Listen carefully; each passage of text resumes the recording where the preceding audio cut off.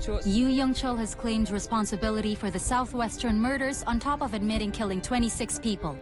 मैं प्रेग्नेंट हूँ, प्लीज मुझे जीने दो। Hello everyone, welcome back to another video. इस चैनल पर I think 4 videos Korean related psycho killers की हो चुकी हैं और मैं पर्सनली कोरिया को बहुत ज्यादा पसंद करता हूं। कोरियन सीरियल किलर्स की वीडियोस बनाने की एक वजह ये भी है कि तुम लोग उन वीडियोस को बहुत ज्यादा पसंद कर रहे हो। तुम्हारे कमेंट्स देखकर मुझे बहुत ज्यादा अच्छा लगता है। सो यह आज भी एक और कोरियन सीरियल किलर केस है, लेकिन ये केस प्रीवियस सारे केसेस से सबसे ज्यादा डिस्टर्बिंग है, तो इसे ध्यान से देखना। कोरिया में आई थिंक आज भी कुछ लोग ऐसे हैं जो कि के पॉप को नहीं जानते, लेकिन आई गारंटी कोरिया में कोई भी ऐसा आदमी नहीं होगा जो कि इस सीरियल किलर को ना जानता हो। रिपोर्ट्स के मुताबिक ये कोरिया का सबसे ब्रूटल और डिस्टर्बिंग साइको किलर था। इसके बारे में जब लोकल कोरियन पीपल्स को पता लगा तो वो अपने बच्चों को घर से बाहर नहीं जाने देते थे। इवन वो खुद भी बहुत ज्यादा डरते थे। डरे भी क्यों ना, because he was the man who murdered 24 people. और हान रिवर के बहुत से बीचेस से उन लोगों के कटे हुए पीसेस मिलते थे। उस सीरियल किलर ने अपना एक होममेड हैमर बनाया हुआ था जो वो तब इस्तेमाल करता था जब उसको अपना विक्टिम मिलता था, और उसको मारने के बाद वो अपने विक्टिम के सर का चूरा चूरा कर देता था। What is the cause of his unhuman behaviour, let's find out. और वो कौन था? So today we are going to investigate the case of the Raincoat Killer.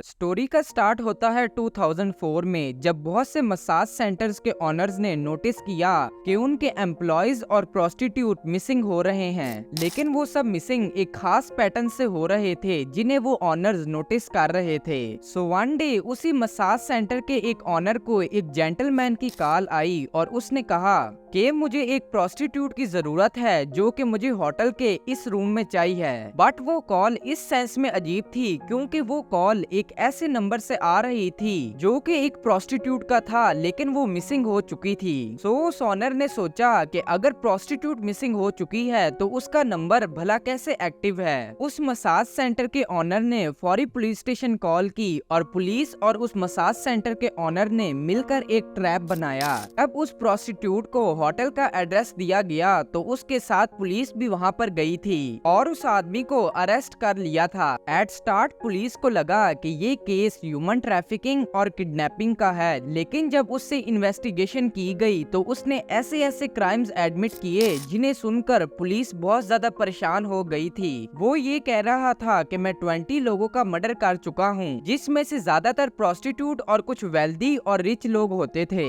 इस सीरियल किलर का नाम यू योंग चुल था। अगर ये सब कुछ कहाँ से स्टार्ट हुआ था? Yoo Young Chul was born on April 8, 1970 in a very poor village of Seoul. Because इसका नाम बहुत ज्यादा लेंथी है, सो अब मैं इसे योंग करके प्रोनाउंस करूंगा। योंग एक गरीब घर में पैदा हुआ था और वो शुरू से बहुत ज्यादा शाय था। योंग स्टडीज में बिल्कुल अच्छा नहीं था और वो पासिंग मार्क्स बहुत मुश्किल से लाता था। जिस स्कूल में वो जाता था वहाँ पर कुछ रिच फैमिली से बच्चे भी आते थे जो कि योंग को बहुत ज्यादा बुली किया करते थे। वो योंग को ये कहकर तंग करते थे कि तुम एक बहुत ज्यादा गरीब घर से आए हो और तुम्हारी यहाँ पर कोई जगह नहीं। एट लास्ट इतना कुछ सहने के बाद योंग ने स्कूल छोड़ दिया। योंग की मम्मी उसे छोड़कर चली गई थी, इसलिए योंग के फादर ने एक और लेडी से मैरिज कर ली। योंग की न्यू मदर बिल्कुल कोऑपरेटिव और अच्छी नहीं थी। वो योंग को बहुत ज्यादा मारा करती थी, इसलिए योंग घर में बहुत ज्यादा कम वक्त रहता था। योंग के फादर 1988 में हार्ट अटैक की वजह से उनकी डेथ हो गई थी।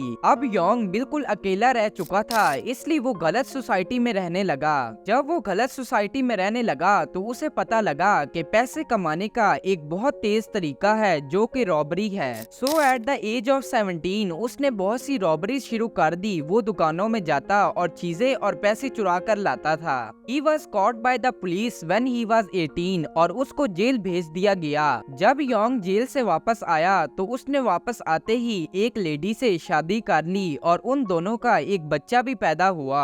मगर जब योंग जेल से रिलीज हुआ तो उसको पता लगा कि उसके छोटे भाई ने सुसाइड कर लिया है। सुसाइड करने की वजह भी ये थी कि उसके पास पैसे नहीं थे। ये वो पॉइंट था जहाँ पे योंग पैसों के लिए बहुत ज्यादा डेस्परेट हो चुका था। वो उनको हासिल करने के लिए कुछ भी करने को तैयार था, बस वो एक अच्छी लाइफ चाहता था। फ्रॉम 1990 टू 2000 योंग को बहुत दफा जेल जाना पड़ा। उसकी वजह ये थी कि योंग को बहुत दफा शॉप से पॉर्न चुराते वक्त पकड़ा गया था। इसके अलावा उसने लोगों के वॉलेट चुराने शुरू कर दिए थे और वो दिन दिहाड़े चोरियां जाके करने लगा, जिस वजह से उसे काफी वक्त जेल में ही गुजारने पड़ा। ये सब होने के बावजूद योंग की वाइफ उसे इग्नोर कर रही थी। But in 2000 Yong was filed with the rape of 15 years old girl. ये सुनते ही योंग की वाइफ बहुत ज्यादा शॉक में चली गई थी और जब योंग को 3 सालों के लिए जेल भेजा गया तो योंग की वाइफ ने उसे डिवोर्स पेपर जेल में भेज दिए थे, जिसके बाद योंग की वाइफ उसे छोड़कर चली गई थी और योंग बिल्कुल अकेले रह चुका था। जब योंग जेल में गया तो वहाँ पर उसकी बहुत से सीरियल किलर्स के साथ दोस्ती हो गई और वो उनके साथ रहने लगा। उसे लोगों को मारने के बहुत से नए तरीकों का पता लगा जिसे वो रियल लाइफ में इम्प्लीमेंट करना चाहता था।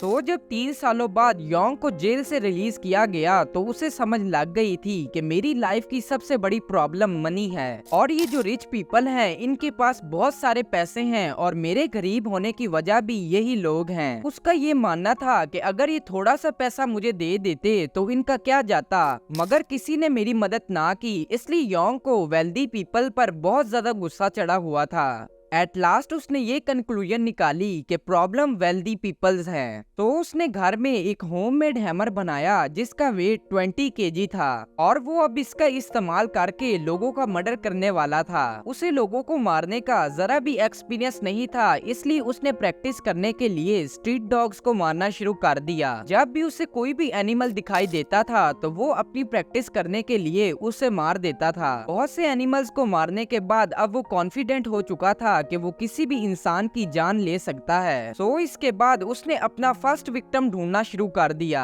वो सियोल के एक वेल्दी एरिया में चला गया था जहाँ पर बहुत से अमीर लोग रहते थे। योंग का पहला विक्टिम एक 70 इयर्स ओल्ड आदमी होने वाला था जिसका नाम मिस्टर ली था।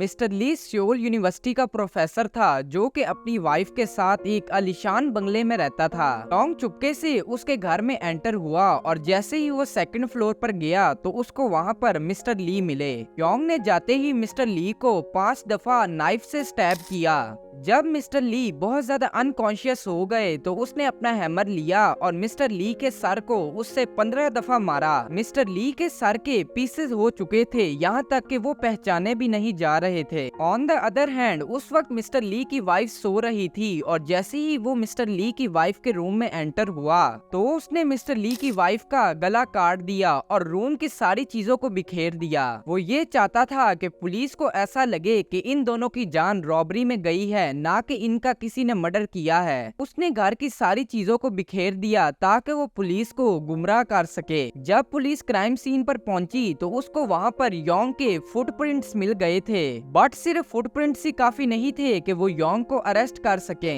आफ्टर 1 वीक अब योंग ने अपना दूसरा विक्टिम ढूंढना शुरू कर दिया था। ऑन अक्टूबर 9, 2003 उसको अपना दूसरा विक्टिम मिल गया था। उसको एक बहुत ब्यूटीफुल हाउस मिला जिसमें एक लेडी रहती थी अपने हस्बैंड और अपने सन के साथ। उस लेडी का नाम मू कैंग था। जब वो चुप करके उस घर में एंटर हुआ तो एंटर होते ही योंग ने मू कैंग के पेट में चाकू मारा, जिसके बाद यंग ने उसके बालों से पकड़ा और उसे फोर्स किया कि वो उसके पाँव को लिक करे। अभी वो लेडी उसके पाँव को लिक कर ही रही थी कि ऊपर से उसने हैमर लिया और 10 दफा उसके सर पे मारा, जिसके बाद उसकी वहीं पर डेथ हो गई और इसी तरह उसने उसके हस्बैंड और उसके बेटे को भी मार दिया। अगेन जब पुलिस क्राइम सीन पर पहुंची तो उसको वही फुटप्रिंट्स मिले जो कि पिछले क्राइम सीन से मिले थे। पुलिस अब कंफ्यूज होने लगी कि ये रॉबरी केस नहीं है, ऐसा लग रहा है जैसे कोई इनका इंटेंशनली मर्डर कर रहा है। आफ्टर 1 मंथ नवंबर 18, 2003 योंग को अपना एक नया विक्टिम मिल गया था। इस दफा उसे एक ऐसी विक्टिम मिली थी जो कि बहुत ज्यादा ब्यूटीफुल थी। वो अपने 4 महीने के छोटे से बच्चे के साथ एक बड़े से बंगले में रहती थी। उस लेडी का नाम किम था। योंग बचते हुए चुपके से किम के घर में एंटर हुआ, जिसके बाद उसने जाते ही किम को बेहोश कर दिया। जब किम की आंख खुली तो योंग उसका बाथरूम में बाथ टब में रेप कर रहा था। किम के दोनों हाथ बंधे हुए थे और उसके पाँव को उसने काट दिया था। आफ्टर सेक्सुअली असॉल्टिंग हर, उसने उसी बाथ टब में हैमर का इस्तेमाल करते हुए किम के सर को बिल्कुल चूरा चूरा कर दिया था। योंग को नहीं पता था कि इस घर में एक मेड भी है। उस मेड ने ऐसा किया कि किम के छोटे से बच्चे को एक रूम में छुपा दिया और रूम को बाहर से लॉक कर दिया। योंग ने जब मेड को देखा, उसने मेड के सर पे ही हैमर मार के उसे वहीं पर मार दिया। पूरे घर में हर जगह ब्लड हो चुका था और इसको रिमूव करना बहुत ज्यादा मुश्किल था। इसलिए योंग ने सोचा कि तमाम एविडेंस को खत्म करने के लिए पूरे घर को आग लगा देता हूँ। उसने ऐसा ही किया और पूरे घर को आग लगा दी, जिसके अंदर वो छोटा सा मासूम बच्चा भी था। योंग वहाँ से भाग गया और दूर से घर को देख रहा था कि किम का घर जल रहा है। जब रेस्क्यू टीम वहाँ पर आई तो लकीली किम का बच्चा उसमें बच चुका था। ये बात अलग है कि उसकी स्किन बहुत सी जगह से जल चुकी थी, लेकिन फिर भी उसने सरवाइव कर लिया था। बट अगेन पुलिस को उस घर से वही फुटप्रिंट्स मिले थे जो कि पिछले 2 घरों से मिले थे। पुलिस को ये समझ आ गया था कि इन तीनों का मर्डर एक ही आदमी ने किया है, मगर वो कौन है। योंग को इस बात का अंदाजा हो गया था कि उसने बहुत से मर्डर कर दिए हैं और अब उसे पुलिस पकड़ सकती है। योंग अब 4 महीनों के लिए बिल्कुल नॉर्मल लाइफ गुजारने लगा और उसने किसी का भी मर्डर नहीं किया। कुछ वक्त गुजरने के बाद योंग को ये महसूस होने लगा कि मर्डर किए बगैर उसकी जिंदगी अच्छी नहीं चल रही। सो इस दफा उसने एक ऐसा प्लान बनाया जिसको इम्प्लीमेंट करने के बाद उस पर कोई भी शक नहीं कर पाएगा। उसने पुलिस स्टेशन के बिल्कुल पास एक अपार्टमेंट लिया और उसमें रहने लगा। उसने ये प्लान बनाया कि वो पुलिस यूनिफॉर्म में लोगों को अरेस्ट करके अपने अपार्टमेंट में लाया करेगा, जहाँ पे वो उनका मर्डर या उनको सेक्सुअली असॉल्ट कर पाएगा। ये उसका प्लान था, जिसको उसने रेड लाइट एरिया गर्ल्स पर इम्प्लीमेंट करना शुरू किया। रैंडमली एक दिन योंग स्ट्रीट पर जा रहा होता है, जहाँ पर उसे एक कार्ड मिलता है। कार्ड पर लिखा होता है, अगर आपको रात गुजारने के लिए लड़की चाहिए है तो इस नंबर पर कॉल करें। योंग ने उस नंबर पर कॉल किया और एक प्रोस्टिट्यूट रात को उसके घर में आ गई, मगर योंग और उन दोनों की अंडरस्टैंडिंग बहुत ज्यादा अच्छी हो गई, जिस वजह से योंग को उस लड़की से प्यार हो गया। 3-4 दिन साथ गुजारने के बाद योंग और उस प्रोस्टिट्यूट ने फैसला कर लिया कि वो लोग मैरिज कर लेंगे। बट जैसे ही उस प्रोस्टिट्यूट को योंग का पास्ट पता लगा तो प्रोस्टिट्यूट योंग को वहीं छोड़कर चली गई। ये इंसिडेंट होने के बाद योंग को प्रोस्टिट्यूट और कॉल गर्ल्स पर बहुत ज्यादा गुस्सा आने लगा। उसका टारगेट जो कि वेल्दी पीपल्स होते थे वो चेंज होकर अब रेड लाइट एरिया गर्ल्स होने लग गई। वो हर रात एक प्रोस्टिट्यूट को अपने घर बुलाया करता था ताकि वो उसके साथ रात गुजारा करे। लेकिन जब प्रोस्टिट्यूट को पता लगता कि ये पुलिस ऑफिसर है तो प्रोस्टिट्यूट उससे बहुत ज्यादा डर जाती थी। वो प्रोस्टिट्यूट को वहाँ पर अरेस्ट करके उसको सेक्सुअली असॉल्ट करता। वो प्रोस्टिट्यूट के सर को बिल्कुल चूरा चूरा कर देता था। सवाल ये है कि आखिर प्रोस्टिट्यूट उससे क्यों डर जाती थी। इसकी वजह ये है कि कोरिया में प्रोस्टिट्यूट होना इलीगल चीज है। लेकिन जब मैं इसके मुतालिक आर्टिकल्स पढ़ रहा था तो मुझे ये जानकर बहुत ज्यादा हैरानगी हुई कि कोरिया की 5% इकोनॉमी इसी बिजनेस से चलती है। इसलिए कोरियन गवर्नमेंट इस चीज को रोकती भी नहीं। To take revenge from red light area girls, उसने सिर्फ कुछ ही दिनों में 9 लड़कियों को मार दिया। कुछ आर्टिकल्स में ये भी लिखा हुआ है कि जिन भी लड़कियों को मारा करता था उनके वो पीसेस करके अपने फ्रिज में रख देता था और जब उसका दिल करता था वो उन पीसेस को काट के खाया करता था। एक दिन उसी सेक्स सेंटर यानी कि मसाज सेंटर में वहाँ के ऑनर को कॉल आई और फोन पर एक जेंटलमैन ये कह रहा था कि उसे रात गुजारने के लिए एक लड़की चाहिए। लेकिन ऑनर ये देख के बहुत ज्यादा हैरान थी कि जिस नंबर से कॉल आई है वो एक प्रोस्टिट्यूट का था जो कि उसी मसाज सेंटर में कभी काम किया करती थी, लेकिन अब डिसअपीयर हो चुकी थी। उसे ये देखकर बहुत ज्यादा हैरानगी हुई कि जो डिसअपीयर हो चुका है तो इस जेंटलमैन के पास ये फोन कहां से आया। ये जानते ही उस ऑनर ने पुलिस को कॉल की और पुलिस ने एक ट्रैप बनाया जिसके जरिए योंग को अरेस्ट कर लिया गया। जब कोर्ट में इसका ट्रायल स्टार्ट हुआ तो उसने अपने सारे गुनाह वहाँ पर कबूल कर लिए। बट उसने ये भी स्टेटमेंट दी कि अगर मुझे कभी भी अरेस्ट ना किया जाता तो मैं कभी भी नहीं रुकता और उसे इस चीज का पछतावा भी हो रहा था कि आखिर उसने ऐसा क्यों किया। देखो यार, हमें के पॉप इंडस्ट्री, के ड्रामा इंडस्ट्री वो चीजें दिखाती हैं जो कि आई थिंक कभी रियल भी नहीं है। एक फैंटेसी सी स्टोरी होती है जिसके अंदर कोई कपल होता है। मैं ये केसेस इसलिए बना रहा हूँ क्योंकि मुझे कोरिया जाना बहुत ज्यादा पसंद था, लेकिन जिस तरह मुझे अवेयरनेस आती जा रही है